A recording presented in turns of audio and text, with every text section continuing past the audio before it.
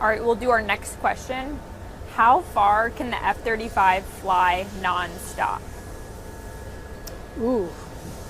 Well, it depends on what it's doing, right? Its mission. So that will, like I said, it really depends on how much maneuvering the aircraft can do.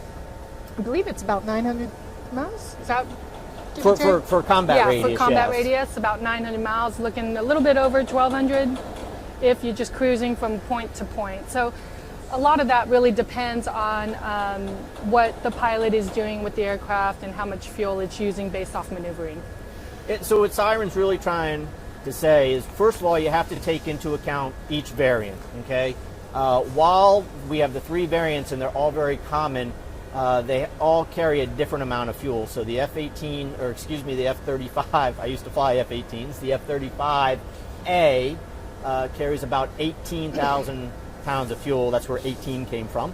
The F-35B carries about 13,000 pounds, and then the C model, the carrier variant, carries almost 20,000 pounds of fuel. So like Siren was saying, first it's going to depend on the mission, and what she's trying to say is how much afterburner are we using, right? Because when we're putting it in afterburner, you're using your fuel quickly.